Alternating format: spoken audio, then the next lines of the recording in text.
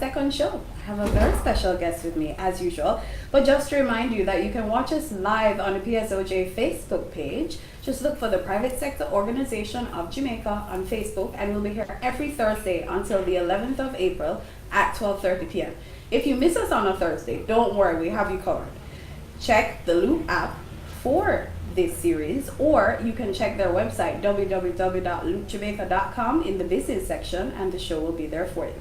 So today my guest is Everton Bryan, the CEO and Director of International Asset Services Limited. Everton, welcome. Thank you. Thank you so much for being here. I'm very excited to talk to you. Early beginnings for Everton Bryan. Tell me about that. What were you like growing up? You look like you're a little troublesome. Some of us. Yes, a little. A Not, little? yeah, not too much. I think I was, out of my peers, I was the shortest one, and I was the bully. I think I was trying to use that to make up for my height. I understand. So, so yes, I was. You would say that they could always count on me. Brothers and sisters. Two brothers, two older ones. So I'm the last one. Pet person, dog, cat, rat. No, I was never into No? that. No. Okay. So you went from being manager at Carlos's Cafe to becoming a life underwriter at Sagicor. How did you make that transition, and how did you juggle those two jobs simultaneously? Okay, all right. I think moving from Carlos Cafe, well, having both things working on, it was because of what I wanted to choose in my career path. Okay. So I wanted to become a pilot. Ooh. So Captain Errol Stewart, I remember when I was at Carlos Cafe and I was looking at my life and I was like, you know, what is it that you need to do in order to move forward? Because, you know, with all these goals that you have and desires that you had from in the past, you need to start making some moves. So I started flying, and because of that, I had to be doing other jobs on the side in order to maintain flying. Okay. So that's one of the main reasons why I transitioned. I haven't in a little while, because what happened is that when you're choosing your career path and you realize that you have gotten to a certain age, you have to start making decisions. Do you continue doing this and putting all the resources in it, and where do you go from there? And flying is all about how healthy you are, and as you get older, you know that becomes a high risk factor. Yeah. So I had to make a decision at that time. Okay. All right. So you have a prominent quote about challenging the status quo of debt management within the economy. How does one do that? Well, the status quo as it relates to debt, when you speak about debt, the first thing is that persons get a little defensive because they think that it is something that is bad, which in debt is something that is good, because you have good debt, you have bad debt. Tell me about the good debt, because I've never heard about that. in order for you to grow, you have to borrow money, and once you create credit, you also create debt at the same time. Okay. So it depends on what you're using that money for when you incur that debt. Are you using it for frivolous spending, or are you using it to something that is going to grow you in the future? Okay, gotcha. All right, so I want to ask you, why did you become a member of the PSOJ? Well, when I started, when I was able to take over IAS, the first thing that came to me is that, how do you now grow this business? Because I had absolutely no business knowledge. I was able to retain a coach, which is Marcia Wunchoy from Action Coach, to help me to garner more knowledge as it relates to how to run and operate a business. And another thing that I'm very big on is networking. And when I looked at all the different organizations, and I was like, PSOJ, that's the right one. I just like the sound of it. I didn't know much about it. I want to join this organization.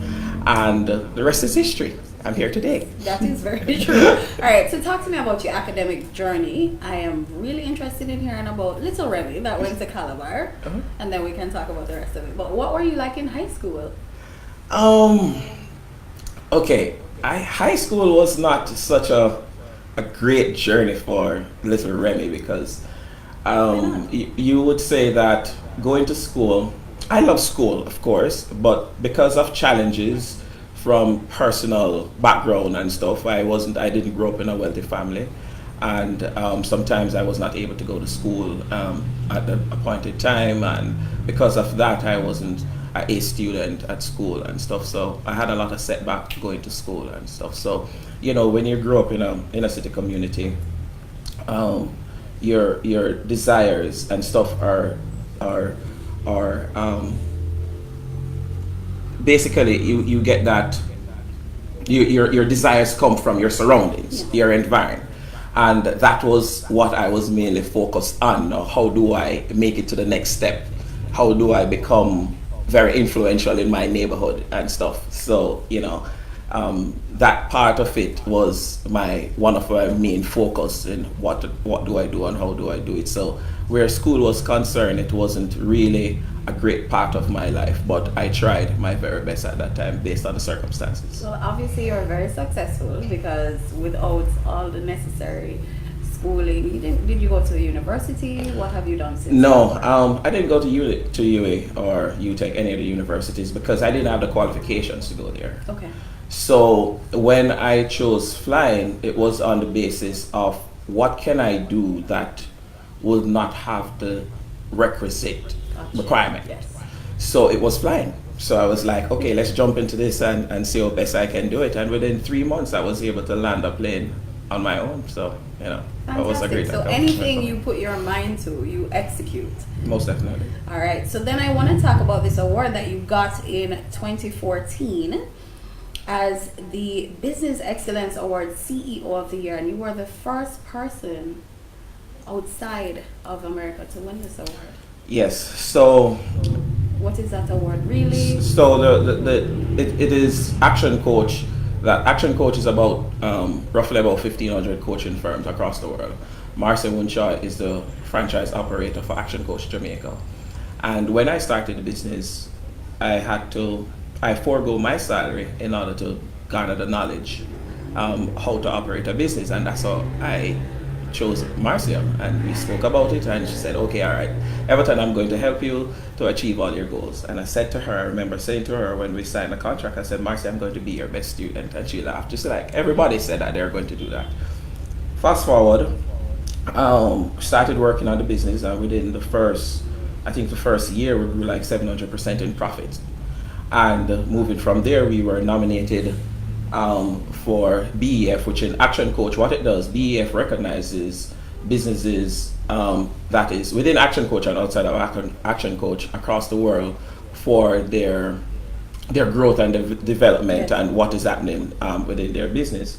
So we were nominated for Entrepreneur of the Year, Entrepreneur 35 and Younger, and also Best Turnaround Company as finalists. So we weren't successful that year, and I remember sitting down with Marcia and saying to her, while we were right at the function, the awards function, I sat with her and I started writing down my goals and what I'm going to do. So I said, next year I'm going to go on that stage and collect the award for Entrepreneur of the Year. And I started writing my speech right there at the table at that time. And you did need it. Yes. You were also nominated by the same body in the category of Best Company Culture. Yes. All right, so I went on IG and I Googled IAS and I saw what happens on a Friday there. They're celebrating because they've met their targets and the staff is dancing. And they're having a good time. What is the culture really like? The culture is, the culture is always just to be yourself. It is, once we work and we have achieved the goals, we can celebrate, because if you know me well, everybody will know that I'm a party person. I like to enjoy myself, and in enjoying myself, I like the people around me also to enjoy themselves. So on a Friday, we like to reward ourselves. I like to look for an excuse to celebrate. So looking for the excuse is always to give them targets and say, guys, if you do this, we will do this. Although I want to do it without doing that, but I still give them something to work towards, and then they can feel good within themselves. Is Remy celebrating or is Everton celebrating? And how did you get the name Remy? Remy was from my young adult life, where the name was was during the time when we were going to spring break in the grill. And I used to drink a lot of Remy Martin at that time. So my friends just gave me the name. Yes. And you want Remy Martin? Fine taste. Let's see. Fine taste. Only the best is good enough. I thought that's what it was about, but I just had to make sure. So give us some insight into what International Asset Limited Services Limited is, what you guys do. So we are all about credit management. It's not so much of debt collections, it's about credit management. Because in any successful business, what you need to do is to ensure that you are actually collecting on your receivables. So it's two components of a business. The first is that you set out for your goal. To achieve that, whatever you want to do to service the clients that you have. And the next thing is to collect what you have outstanding. So that's two components, and we want to play that integral part because a lot of businesses are not in it to collect. They don't know about how to collect and how to manage their receivables. And we are saying to businesses, give us the chance, give us the opportunity, and we will do a good job for you at a minimal cost. A minimal cost. I like when you put that in there very quickly. That's a minimal cost. Okay, so take me through a typical day for you. When you wake up, what happens? Do you have a morning routine? I am really not the typical person, as in, you do the routine things. I am very spontaneous, but most of my ideas and stuff comes within the time period of maybe 1 to about 6 in the mornings. That's the time when I'm up working, responding to emails, thinking about the different things that I want to do as it relates to my goals and my desire. And then I will sleep during the day, somewhere about maybe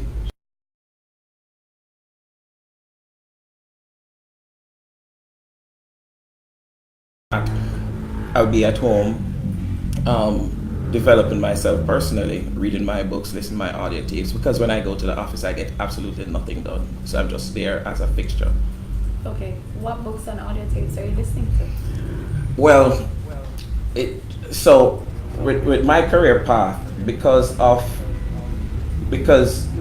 you didn't do the traditional thing of the college, the universities, all of those things. So I realized within myself that there are different areas that I need to develop in order to achieve my goals. And the areas were personal development and leadership.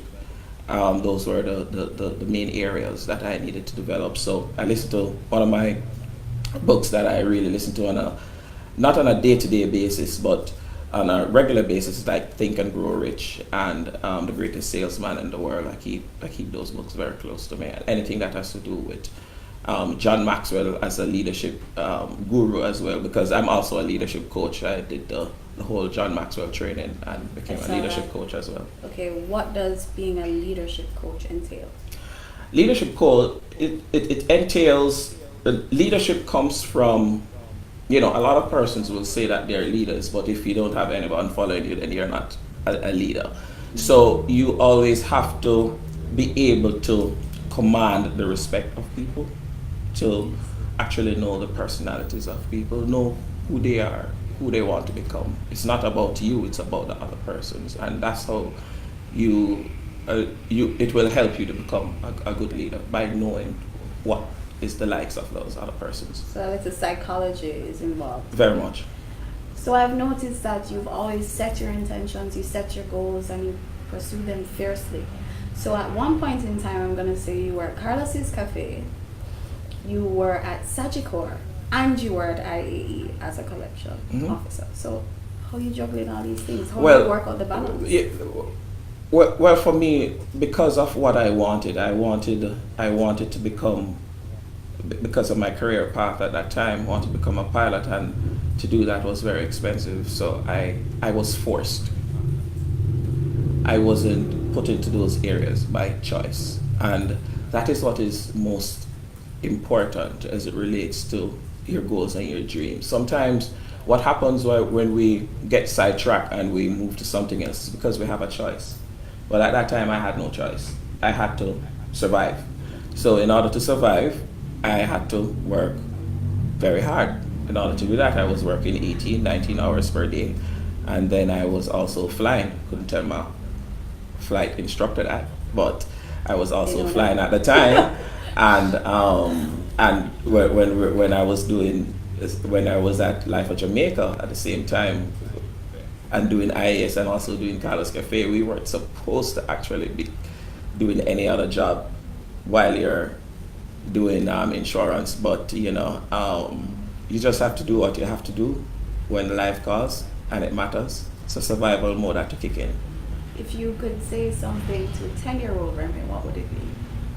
Align yourself with the right people. It's all about alignment. Nothing else matters.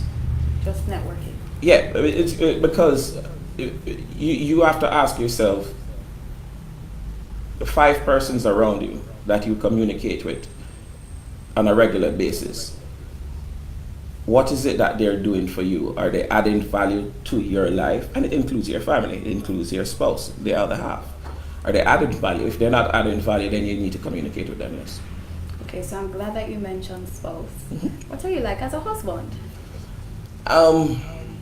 Well, I will always give myself the pat on the back. Yeah. But All the men do that. They always do that. I would say for my goal is really to allow my family the best life that mankind has available. So in order to do that, you have to ensure that there's always a smile on their faces. Happy wife, happy life. Happy wife, happy life. Smart man. I know that you also have a son, and given your upbringing and just overcoming everything, it's so inspirational to hear you say that although you came from the inner city, this is the path that you charted for yourself, and it's like you weren't taking no for an answer. Is there any special knowledge that you impart to your son and say, son, this is how it's done? How old is he?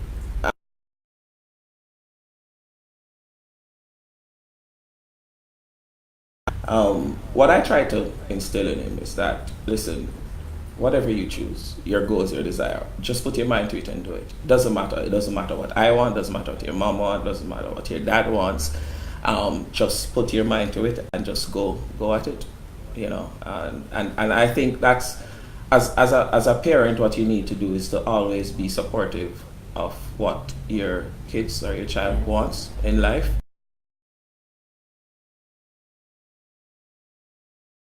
Alright, so you did collections officer and you moved up through the ranks. How did you get to the top? Is this what you wanted initially, where you're like, I'm going to be the CEO and you just did it? No, I didn't know what I wanted. I just wanted money. Yeah, my drive was just Take the money. just being the head of whatever and get paid for it. Yeah. So my journey on that, when I started IAS, I didn't know anything about finances or collections, nothing about that. I garnered all the knowledge there. So within 6 months, I was given assistant collections manager, and then within a year, I was given the collections manager, and then I started moving up from there. What motivates you? What motivates me is to be able to live the life that I didn't live when I was younger, and to offer my family that life. So my purpose in life is to first family, self, and then persons around me. What's your favorite thing about being CEO, apart from being the boss, of course? I think that it's just to empower people to be in the position to allow yourself to know people and their desires and be able to give it to them. So you want to help people? Yes, that's my main purpose in life. What is your ultimate goal My ultimate goal for myself or the company? for yourself? My ultimate goal, my big, hairy, audacious goal is to have $100 billion US and be among the top 5 wealthiest in the world. And I know that you're going to do it. I know that you're going to do it. Most Just given definitely. the attitude and just how you are, I know that you're going to do it. Tell me now, how do you deal with failure on a daily basis? Failure? For me, there is no failure. There is a quote that I have to say, I did not make mistakes, I gained experience. The only time it's considered a mistake is if you learned nothing.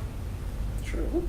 So if you learned nothing, remember, if your goal is to become a doctor and you're doing courses and your exams, you might fail a few.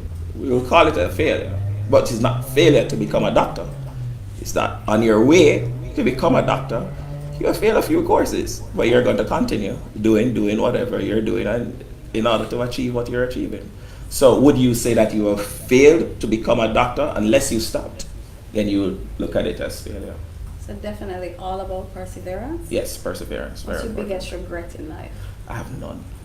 Because everything in life for me is an experience. If I didn't experience that in life, I wouldn't be here today doing what I'm doing now. Okay, but I bet you've had one of these. What's your most embarrassing moment? Let me think back. Embarrassing moments. I can't really recall. Everything was just fun. I think if you look at it as just being a stepping moment, and look at it as being fun, then you're fine. Yeah. So if we're having this same conversation 3 years from now, what would you be telling me that you're doing differently, and what status would you be elevated to? Would you be at the top 5 yet, or what's the 3 years? No. trajectory on that? 3 years, no. The top 5 is 865. Okay. 3 years, I'm looking at IAS to be in the US and Canada. And I'm looking to do other businesses as well because I want to, for everything for me is to first solve my pain and my issues. Yes. And the other day, I had a friend who had an emergency and we were trying to get an ambulance. And Sunday, Yeah. was the hardest thing to get. And then he was admitted in UA, and when I went to UA last night, the place was just so crowded, and I was like, what's going on with healthcare in Jamaica? That's a typical thing. And the first thing that I just started saying, what will happen if a family member of mine was in this situation and I could do absolutely nothing? So what I want to do is to create my own health facility. I want to be able to create that where I'll be able to take care of my family first and persons around me. That's excellent. Yeah. So when you look at me in 3 years, I should have those things. I should have health. I should have medical facility, really, and then I should have different businesses, as in food and beverages and finance. Things that are always in demand. Always in demand. Okay. Tell me what you do in your downtime. Do you go to the beach? Do you like to drive to the country? I play golf sometimes. Golf, like real golf, or like golf on the phone golf? No, real golf. I will play sometimes. I'll play with my son Russell, or I'll play with Carlos. I play with people who I know I can beat. Well, I like that you're very honest. Well, I really can't beat my son because he played for Jamaica and all of that. So yeah, but I always try to beat him. But with Carlos, yes, I will. Hope he's listening to this interview. I'm sure he is after that. Your dad was right. I know. Alright. You've done so many things. You have this drive that is admirable. But what in your mind stands out as the most amazing or monumental thing that you've done? Most amazing.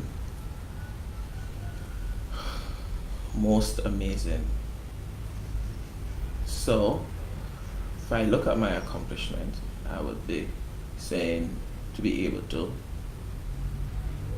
take over a failing business and making it into a successful business. Awesome. Yeah. Thank you so much for joining me today. I was very inspired by this interview. You have this drive that is like second to none. I always tell people that when people ask me what kind of animal I think I represent, I say a pit bull, because when they latch onto something, they're not letting go. But I think that's more you than me. This has been PSOJ Business Bites, and my guest today is Everton Bryan, the CEO and Director of International Asset Services Limited. Of course, if you missed the show today, it's available on Monday on the Loop app and on their website in the business section. So join us again next week, Thursday at 12:30 p.m. If you check us out on social media, on IG at the PSOJ, we'll tell you who we'll be talking to next week, so you'll know ahead of time. All right. Thank you so much, and thank you for being with me. Thank you for having me. And I hope you had a good time. Oh, fabulous time. I'll do this again.